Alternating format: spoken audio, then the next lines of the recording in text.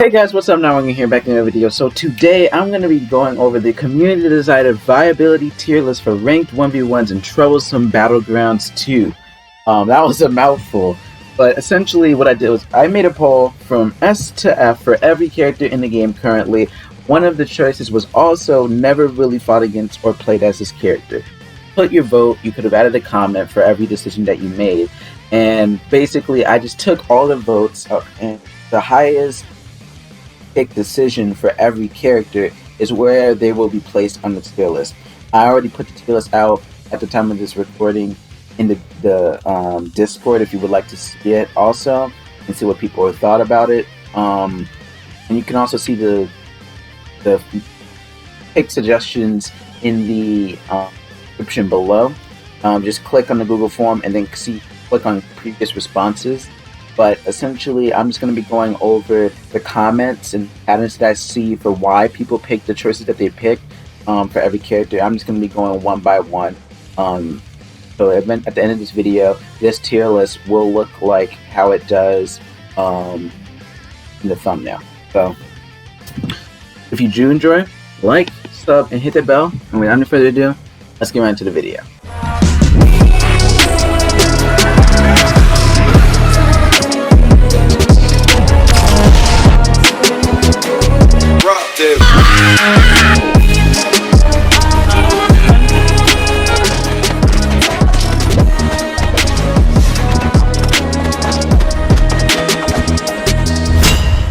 Okay, so for starters, let's go into my main man Jonathan with A tier at 41.3% on the vote. So from what I'm seeing, good combo, pretty good but not OP.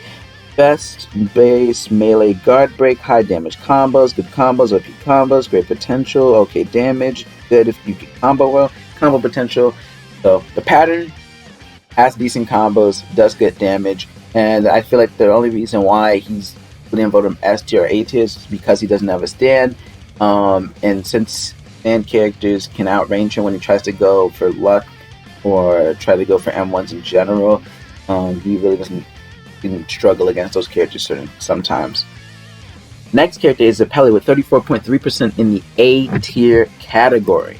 Now, the reasoning behind this, OP, annoying and good thing on him is his barrage mobility and capability to break guards. Yeah, with his 4 and his 3 bypasses. Good damage, OP grab rush attack, doesn't have a lot of combo potential, as someone said. Very skilled, people use this as sweats. High damage. So he's similar to Jonathan with high combo potential and, well, not high combo potential, but high damage. It's just that his damage is in like moves like his 3 and his projectile 1 as well. So he's a little bit different, but similar in another way. Now, Part 1 Dio, which caught me by surprise, has 36.7 votes in the A tier category. Where's my man? Now, the comments, zombies annoying. Zombies crazy range and laser eyes annoying as zombies. Horde, he's not too strong, someone said, which I do agree. All his LPs and combos, his moves rely on a shitty hitbox and also relies on M1, so if you fight stand user, you're at a big disadvantage. Yeah, simply because Part 1 Dio is easy. Hard-hitting characters, zombie horde is runners, blah blah blah. So some people will recognize the fact that the character doesn't do too strong against stand characters, but a lot of people are really hooked on the fact that when he gets an M1 off, he can get a 100 to 0 against good players, which I do like. I do like the idea that you're looking at it from a perspective of not just most players are bad with Part 1 Dio, but the perspective of what if you're good with Part 1 Dio, which is what you're supposed to be doing it on the viability tier list. If you're good at the character, how well would you be doing against other characters? That's where I look at when I see a viability tier list. Moving on to Part 2, we have Joseph with 34.8% in the B tier category. Now, the reasoning behind this, easy to counter, man, underused, might be controversial, but I still believe he has a high skill ceiling. He's not broken, but has many options. Easy to counter, amazing, absolute meta back in the day, but 90% of people don't know how to dodge every attack. Great damage, good combos, good character, kind of not useful in some situations. Skilled people use this, mainly focus on range moves.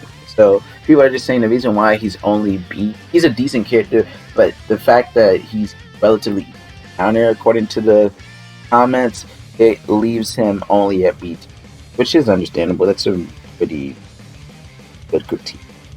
Now my main man part 3, Haro, with 33.6 votes in the A tier. He's almost B tier. He has 33.2% votes in the B tier category, and he has 33.6 in the A tier.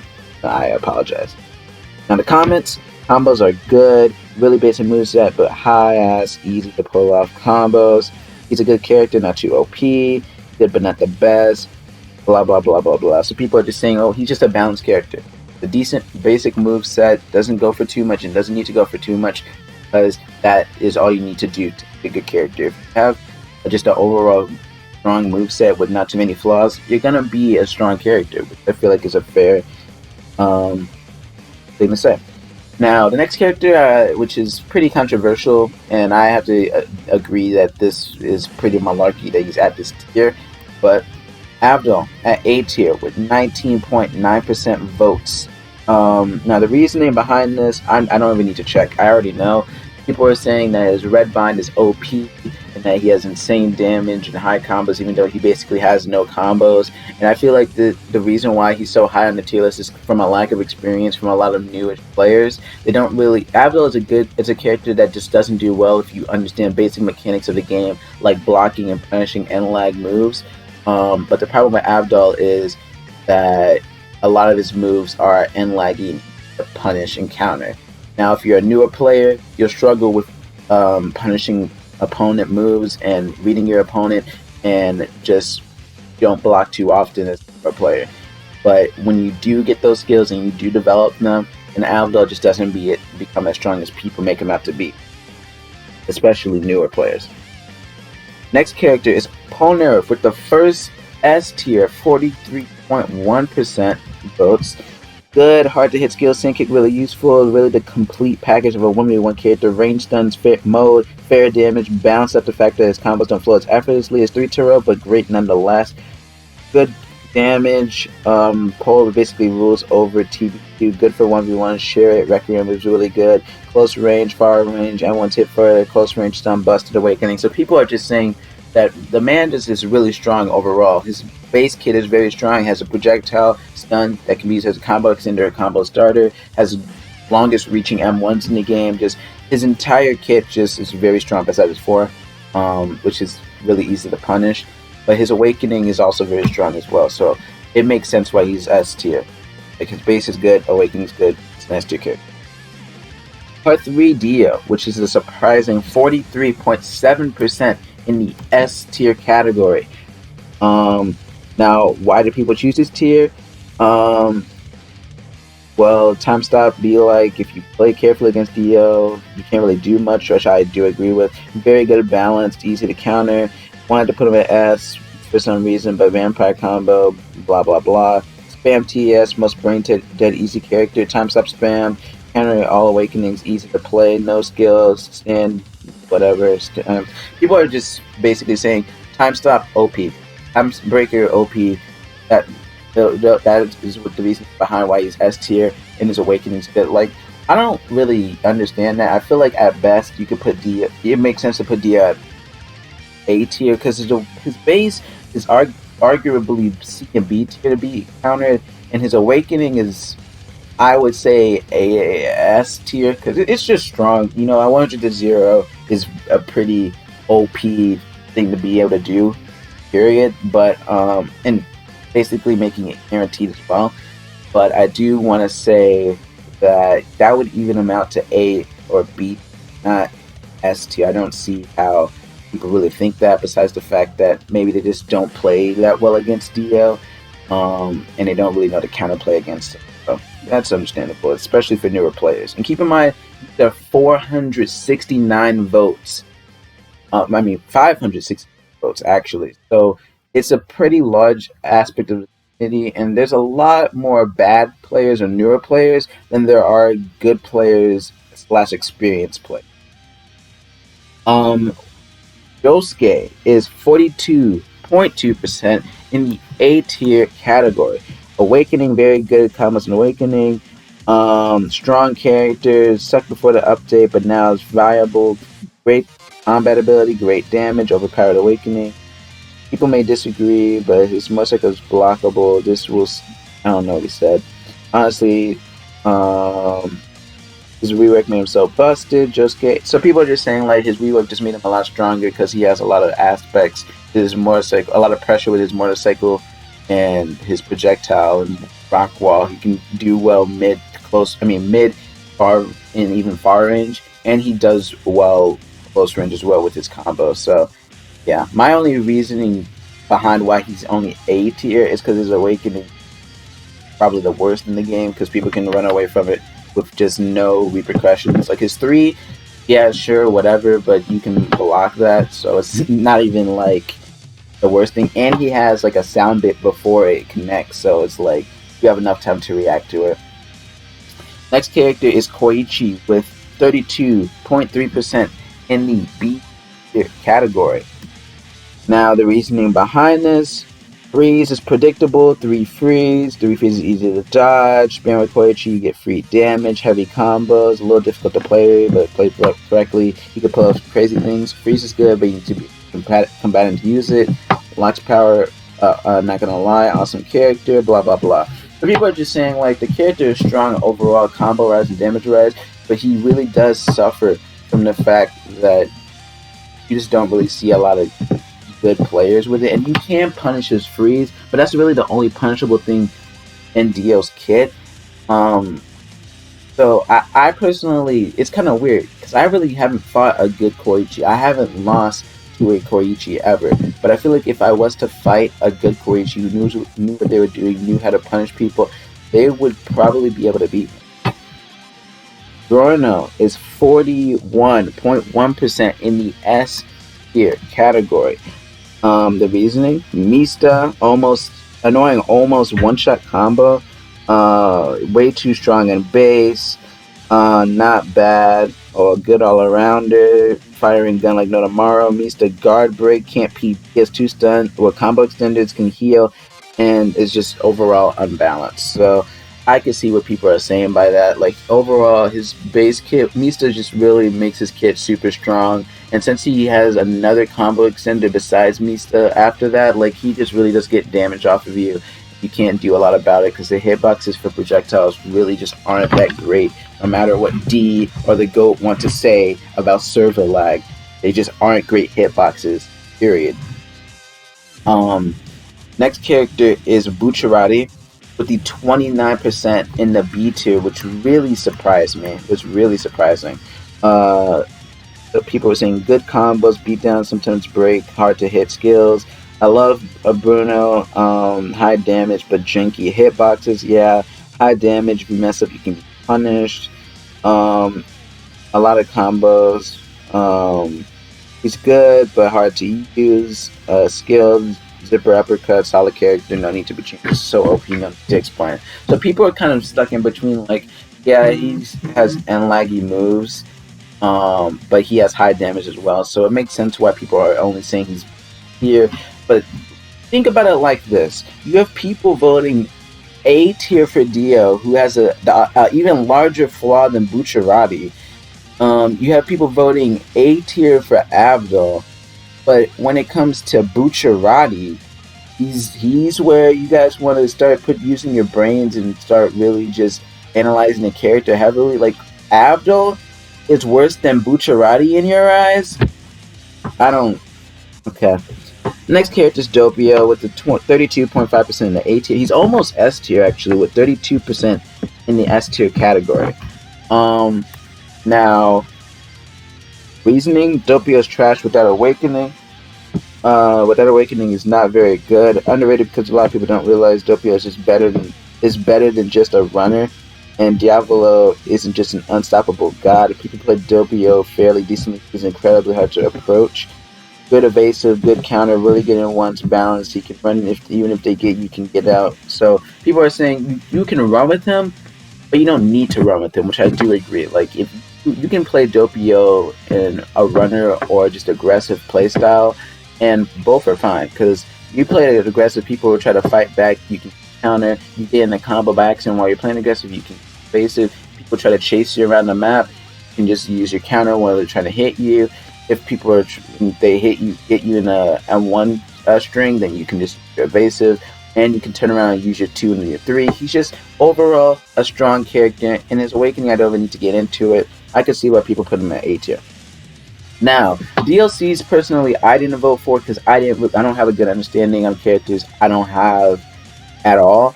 I've fought all of these characters a lot. All right, so I have a decent idea, but these characters I really don't have a decent idea at all on them. So starting off with Fugo with 26% in the never have really fought against or played as his character category. We have the second category for Fugo is 19.5% in the B tier, with a close A tier and 19.2%. Now, the reasoning behind why he's put in B tier is, man, I really do have fun using him, but he's pretty gimmicky to a fault. Has high damage and spam, but you can keep distance when he uses boost control, almost just as good as before. Though I had some plays where Fugo was completely destroyed by the newest characters. Good all-arounder. I fought against him, but I guess he's not that bad. I never played him, but the damage is bad, but the move Fugo just doesn't do well. So people are just saying, like, the alright character, he's usable, but he just doesn't do as strong as other characters, which is fair to say. Next character is Gyatso with 26% in the never have really fought against or played as this character tier. And the second highest is 24.3 in the A tier, with a close 22.3 in the B tier category. The reasoning behind this: good combos, gently reaps, counters Joseph, high damage, high combos, great damage, low combo potential, and could be buffed. Okay, Ice Spike is cool, so it's Blizzard, but he's really boring. Can be annoying as his range is big, but nonetheless good, reliable Ice Spike. So people are just saying his moveset's reliable and is decent. I feel personally Gyatso is Dio, but better. Since he has a gap closer, and he has a better guard break. Actually, no, he has a decent guard break actually, but so does Dio. They both have decent guard breaks. I would say Dio's is better because it doesn't have end lag like Gyatso's, but it's still. So it makes sense that they're in the same tier. Part 4 Terrell is 20.6%. Never really fought against or played as. 26.4% in the A tier. There you go. So the reasoning behind this is, you probably already know, but good combos, mega good combos with time stop left mouse button. People heavily underrate him. The massive aggressive counterplay. He's strong. Personal main can pull off crazy things through damage. Though damage isn't high enough, depends on your skill, mainly combat focus. Skill based, almost S tier, counters all S tier characters, basically A plus.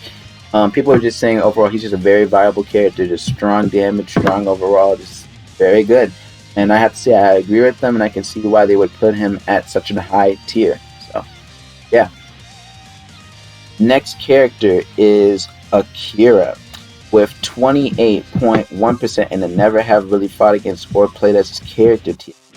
The second highest being 23.2% in the A tier category. Now, why did people choose here for him?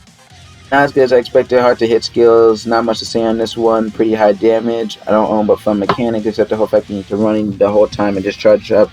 Good for people who are quick thinkers. That boy be rocking, not gonna lie.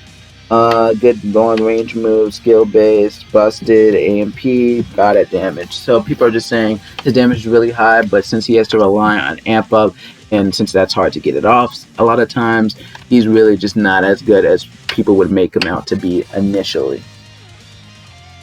Now, tier list is finished. I do need to organize it real quick though. This is after I make the tier list in the Discord, but I'm going to organize it from highest rank to lowest rank. So this is how I essentially do it. So, Fortero is A tier. Jonathan is also A tier. I need to figure out which one is higher. Okay, so Fortero is higher ranked for S tier. More people voted S tier for Fortero than more people voted S tier for Jonathan. So Fortero would be above Jonathan because more people wanted him in the above tier. All right. So I'm gonna organize it like that, and when I am done, I will be back. So see you guys in a bit. Okay, so as you can see, I'm just gonna go name by name through each character. So just because, why not? And that will be it. So we have Fugo at the bottom of the roster, which is interesting. He was the least voted for the A tier category. Keep in mind. Then you have Koichi, Joseph, and Bucciarati with the highest B tier character rated for the A tier category. Or he was the character with the highest rates for the A tier category in the B tier category. Jonathan was the least rated character for the S tier category in the A tier category.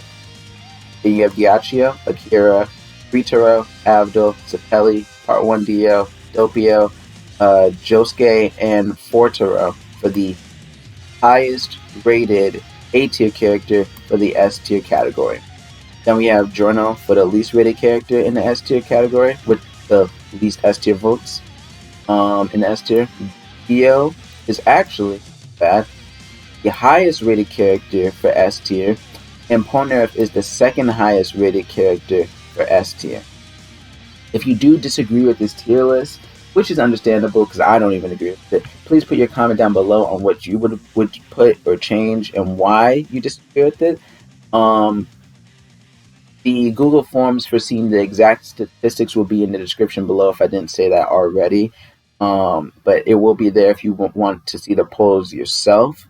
And yeah, that's it for this video. In the next one, I will be going over Josuke, his combos, and his ranked battles. You enjoy? Or you are looking forward to that? Make sure you like, sub, hit the bell. See you guys in the next one. Peace.